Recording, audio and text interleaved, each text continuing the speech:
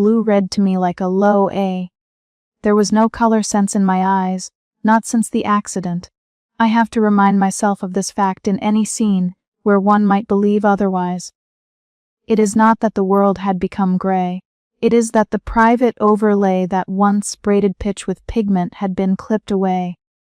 I recognized the shape of the movement, the weight of the wash, the breadth of the stroke, and in the absence of chromatic echo, my mind supplied a phantom. The sense that the wash was heavy, and that its weight corresponded to a note that had always been substantial in my memory. She noticed me then, which startled me because I had thought myself invisible.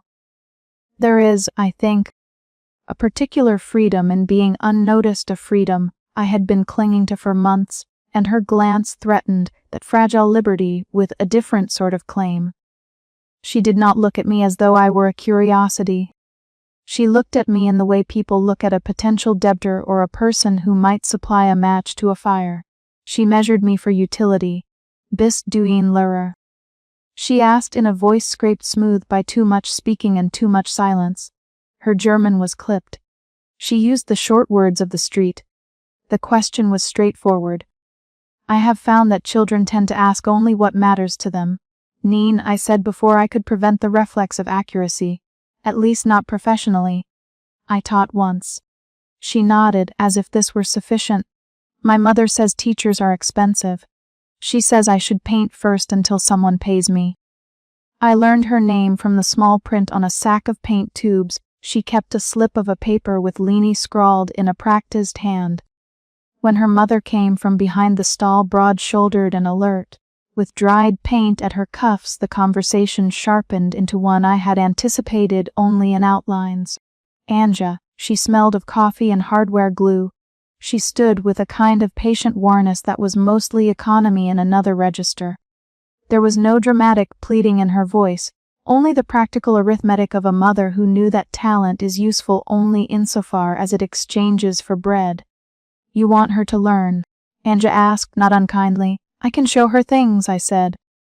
I do not mean lessons in the sense of conservatory hours, but I hesitated, aware of how it sounded, a man reduced to gestures and moral warmth. I can teach her the basics. For rhythm, for form, for how a line works in music. Anja's smile was almost invisible. She doesn't need sympathy. She needs food. I felt, irrationally, like an intruder in calculus. The arithmetic of their lives was not mine, but the idea had lodged in me in exchange. My reputation could not be entrusted with making Lena's future, but my knowledge could be made useful in small doses. The barter was simple and terrible in its inventiveness. I would give instruction in the abstract structures I knew. Leanie would give me a chart of pigments mapped, in her instinctive way, the chords and progressions I asked her to paint. It is the peculiar honesty of barters that they make explicit what we often hide behind currency and protocol. The mutual insufficiency of two parties, and the hope that together they can cover what is lacking.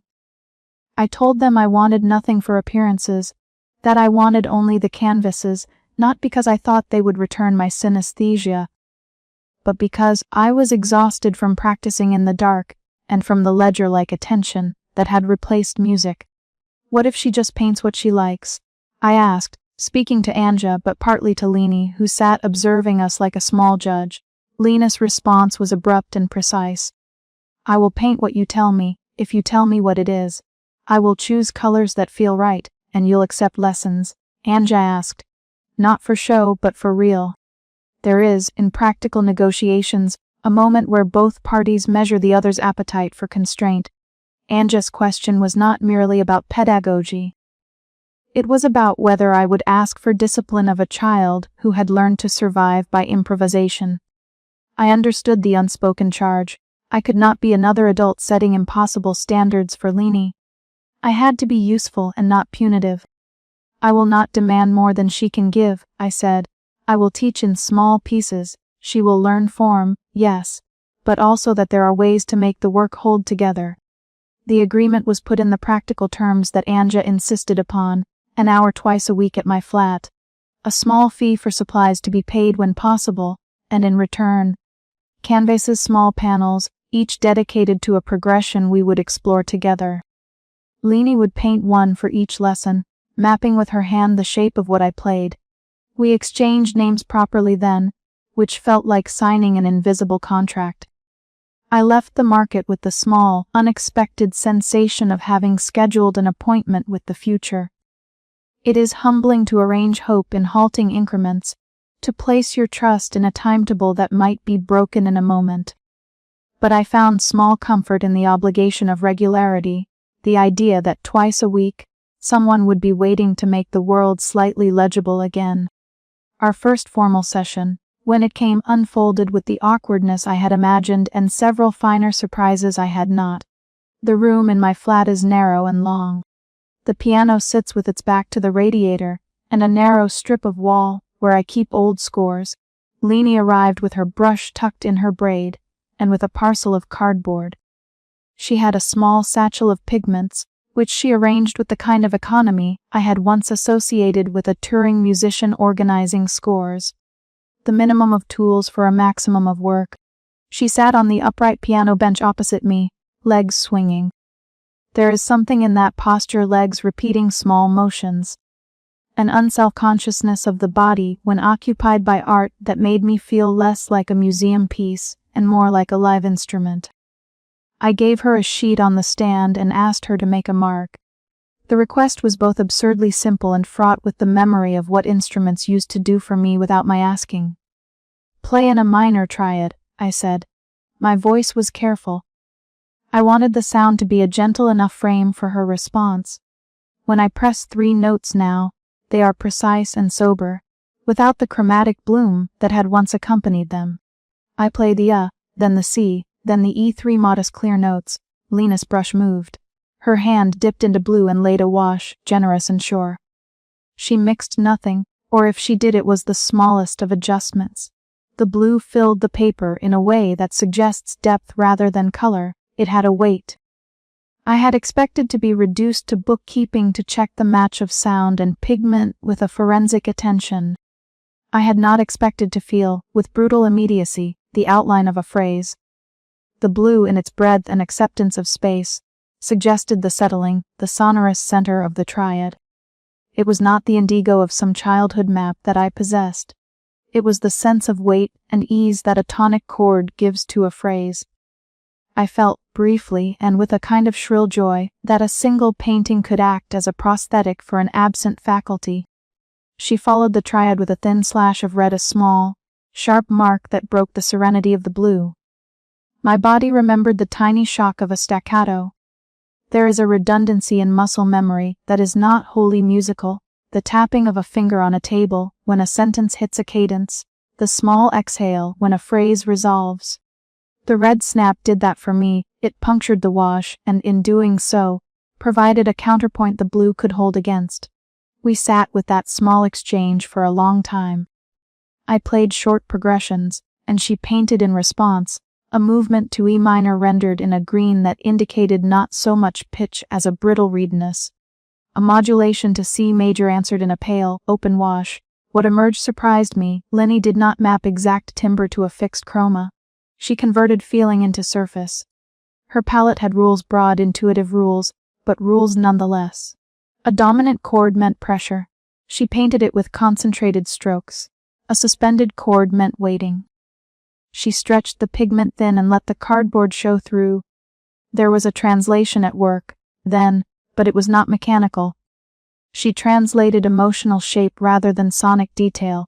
I found this distinction important because it undercut the fantasy that I might recover in exactitude what I had lost. My synesthesia had once been detailed enough to make certain interpretive shortcuts possible. These canvases would not restore those shortcuts. What they offered, if they offered anything at all, was a scaffolding, an external, visual architecture that I could learn to walk by. Why blue for that? I asked finally, unable to keep my curiosity quiet. She shrugged in the way children do when asked about the origin of something grown naturally. "Because it sits," she said. "It doesn't want to move," and the red. "Because it snaps." Her answers were not metaphors so much as the simplest of observations.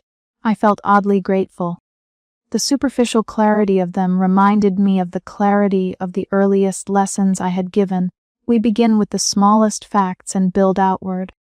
At the end of the hour I had a small stack of panels, each marked with the naive syntax of a child's hand, and yet each expressing with a strange fidelity a contour I recognized. I walked back through the streets with them tucked under my arm, the city finding me again in its ordinary ways, the clack of tram wheels, the man selling roasted chestnuts, the steady passage of time measured in small economies. The canvases felt like instruments. They felt like tools that, if used patiently, might return to me the possibility of conversation with sound. I do not mean to suggest that I was elated. There was no sudden lift or cure. The world had not remade itself for me overnight. What happened instead was smaller and perhaps more durable. A rhythm settled into my days. Twice a week I had to be present. Twice a week I had to form an argument with a child about tension and release. I found, with a quiet astonishment, that the act of making another person attend to structure forced me to attend to it as well. Teaching became a way of rehearsing not only technique, but also the humility of forms. When I thought later about that first lesson, I would recall small things. The way her fingertips were stained. The way she hummed under her breath when a progression pleased her. The simplicity of the explanations she gave like a child who had not yet learned to complicate her own truths. But I would also remember the look on Anja's face as she watched the door from a distance, as though measuring the promise against the immediate arithmetic of need. There is always a cost to these compensations. Whether our bargains pay is a different question. On the way home, wrapping the panels in brown paper at a nearby newsstand, I felt both lighter and strangely encumbered. The paintings were evidence, small and provisional, of a new method. They were objects that declared the possibility of translation. More than that, they were a reminder that necessity can be a form of pedagogy. I had been hounded by the idea that I must restore a lost faculty to myself in order to be an artist. Lena's work began to suggest an alternative, that the artist might instead learn to listen in the presence of other people's instruments. I closed that evening with the cautious sort of hope that is not a promise but a contract. A lesson twice a week is a structure for both of us, for Leni, a disciplined encounter with form, for me, an obligation to attempt. There are, I know already, perils in this arrangement. The market may fold. A painter may abandon pigments for other wages. A child may resent the adult who asks for discipline. Anja may grow impatient. The world will continue to demand from me the spectacle I no longer can reliably offer. But the canvases in their brown paper wrappers felt like a small armature on which to hang practice. The colors did not return, but a way back not to what was but to what might be had, for the first time in months, a shape I could describe. I had never thought of my flat as a place that would take paint.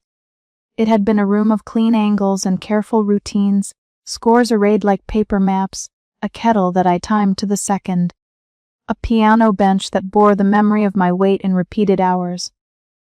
There were objects of habit and little memorials to sound, an old metronome with a nick in its case, a worn copy of a nocturne whose margins carried the tiny annotations of rehearsals gone by. When Leni arrived with a wooden box of pigments and a rolled canvas, the room opened, briefly, into something like a foreign country. She came in without fuss, as though the entry into other people's spaces were expected, and neither rude nor brave. The box was small, the lid loose, and when she set it on the cheap kitchen table the smell of linseed came up as if from a shallow well. There was paint under the thumbnail of her left hand, a line of stubborn blue across her thumb. She set the roll of canvas down with circular, efficient motions. She treated its paper skin with the basic respect of someone who uses things the way other children might use toys. Anja waited on the threshold, coat buttoned up to the throat. She looked like someone who had learned to carry the weather on her body. Her hands reminded me of sign letters, broad, streaked with dust, practical tools rather than ornaments. She and I exchanged the small courtesies that bind strangers, the names, a remark about the weather, a comment that had to do with the state of my heating. When Leni dropped a smear of ultramarine on the table and looked up with the bluntness of 8 years, the space tilted somewhere between pity and promise. "I brought them," Leanie said. Her voice did not seek permission, it was an announcement. For a second my impulse was to retreat into the rules of my life, to clear the table, to put each tube into a drawer and keep my rooms intact. The old reflex of separateness of keeping art in the theater and life in small sanitary compartments made its noise, and then, almost as if by a slight physical force, the sound of it diminished. I found myself saying the words Anja had already rehearsed. "You can set them there." They unpacked with a calm efficiency I had no claim to. Lenny laid out flat chips of cardboard as makeshift palettes, and began to mix color without consulting any book. She worked quickly, as though the time to decide belonged to the pigment itself. She pulled the brush back and forth, saws of velocity that made small, assured arcs of paint. Watching her was like watching somebody play an instrument who had learned grammar by ear. There was no self-consciousness, only the line from intention to hand. Anja sat on the edge of my couch and crossed one ankle over the other. She watched me with the economy of a woman who keeps accounts. After a pause she said plainly, "We don't need charity. Lenny helps at the shop, she learns, but she likes to paint, she likes people to see it." I told her what I had learned that morning, that I could not, at present, derive color from sound. I told her the shape of the absence, how a C-sharp no longer bled indigo, and how a Chopin arpeggio no longer traced apricot archways across the air. She listened. She did not need the theatricalism, she needed the practical. "Then we make a trade," she said. "Lessons when she can, paintings when she wants, nothing more. No promises you can't keep." The form of the bargain appealed to my own tidy ethics. I have always been careful with promises. The life of a musician is full of them, and the worst of them are those made half to please other people. The terms Anja offered were specific: 2 lessons a week, paid in canvases of a defined size. Leanie would produce a small body of work as exchange.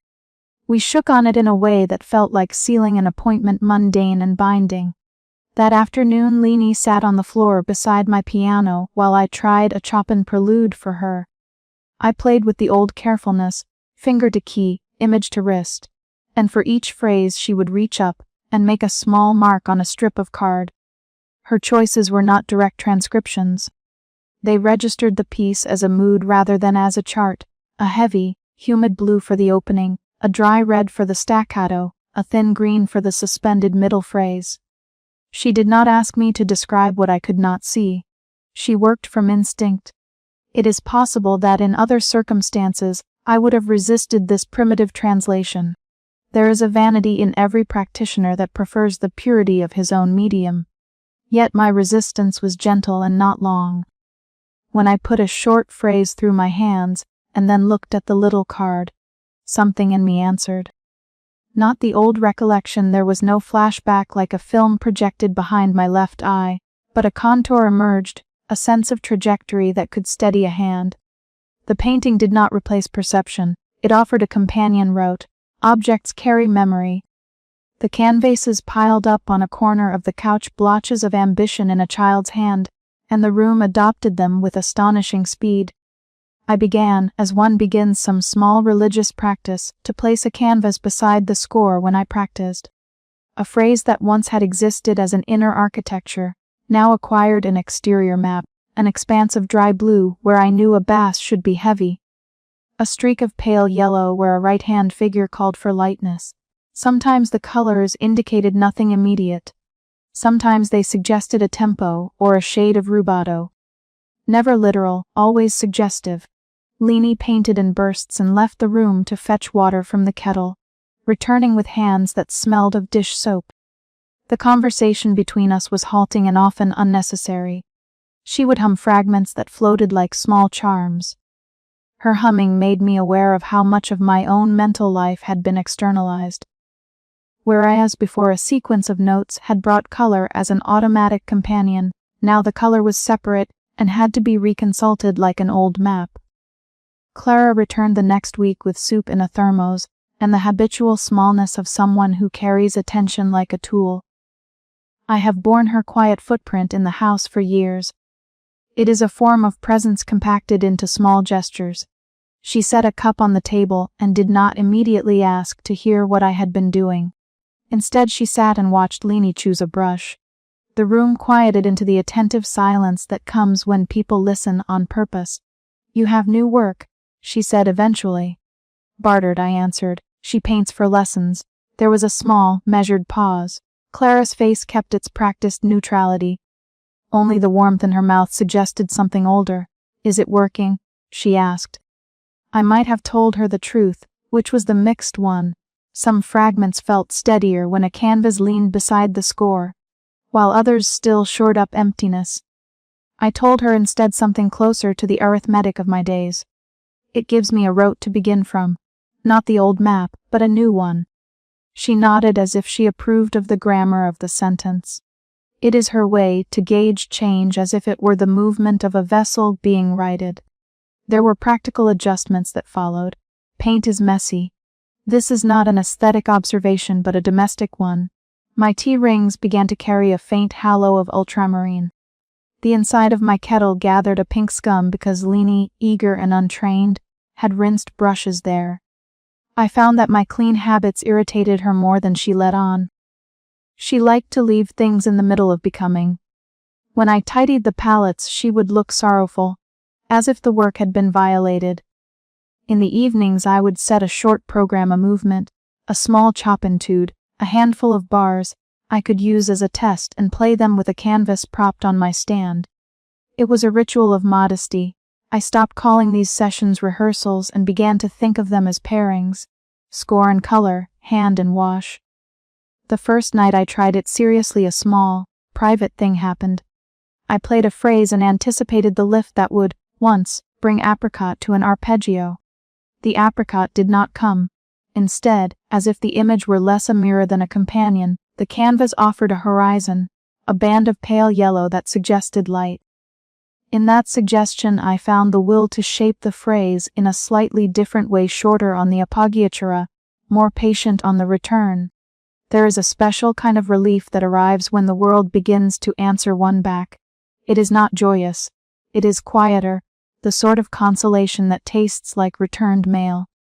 The paintings did not repair what had been lost. They were not a cure, but they were a protocol, conventions I could use to build again. For the first time in months, I began to approach the piano without counting to 4 and without the nauseous sense that music was a foreign object. I could, at least, sit and allow the absence to be deputized by another sense. Not every day was progressive. There were nights when the old reflexes came back with the sharpness of anxiety. A particularly difficult tude would unspool my fingers into panic. The canvas would seem at that moment a mockery, a child's map of a geography that no longer existed. Leanie noticed these collapses with a child's merciless candor. She would poke the painting with the blunt end of a brush and say, "Try the blue there. Not too much. Not like that." Her corrections were not sentimental. They were technical, as if she had, by inclination, acquired the composer's frankness. The boyish quality of her directness was refreshing. It is difficult not to like someone who speaks the truth without ceremony. One morning, after a fragment that had particularly displeased me, I found a small canvas leaned against the keyboard. Leanie had, without instruction, painted a series of thin lines across a field of green. They were simple, like breath marks, and when I played the passage with that canvas beside me, the lines suggested phrasing with a precision I had not yet admitted I needed. I felt ridiculous and grateful in equal measure, ridiculous because I was letting a child's intuition direct me. Grateful because I had for so long been bereft of any direction at all. Our agreement with Anja imposed other realities. The trade could not be sentimentalized. Lenny had responsibilities to the household and to the shop. Sometimes she would arrive late, and Anja's patience would have its limits. Once, when Leanie failed to turn up for a scheduled afternoon, because she had been taken to paint a shop front, Anja told me in no uncertain terms that our arrangement was a convenience, not an entitlement. The reminder was salutary. It preserved the dignity of the barter. Thoughts about dignity led to thoughts about audiences. Marta had already begun to ask what could be done with these canvases. She saw a marketing angle, an intimate gallery show, a human interest hook. I felt the familiar prickle. Every personal adjustment in my life became, in other voices, a narrative. Clara was, as ever, the balancer of these impulses. She did not object to exposure as long as it remained earnestly engaged with the work. Her capacity for skepticism is not a refusal but a discipline. Don't let them make spectacle of her, she told me one evening. It was not a plea but an instruction. I agreed. The ethics of working with a child were not abstract. They were small and procedural and required attentions I had not yet practiced. I began to think in terms of structure, agreed times, clear boundaries, and an insistence that Lena's work remain under her control. I wanted our collaboration to be a genuine exchange rather than an extraction. Perhaps the most delicate change was how the room itself altered. It became a place where other people's business was allowed to rest. I had, in my solitude, kept the apartment as a museum to myself. The canvases spilled that illusion. They made the home porous. It was at once frightening and salutary to discover that I could live with a certain degree of disarray. There were paint spots on the staircase and a little smear on my piano lid that would not scrub clean. Each mark became a small ledger of time spent in repair. On a night when winter wind made the window glass sing, I sat with Clara and Leni after they had left. The table bore the traces of their presence, a mug with an imprint of lipstick, where Anja had briefly warmed her hands, a splatter of green where an over-eager stroke had jumped. I thought of the long list of things that had been damaged in the months after the concert, of the reputation spread thin in the press, of the legal questions that remained like dull stitches in my life. Yet there was this, the slow accretion of small acts. I do not pretend that I felt restored. That word would have been a lie. But in the low light, with the faint echo of brushes drying, I felt a small, internal realignment. The colors would not return to me by acute recollection. Instead they would arrive, if at all, by association and use. Lena's paintings provided a vocabulary I could consult, not a substitute for the thing lost, but a means to say something nonetheless. As I closed the piano for the night, I left one of the canvases on the music stand.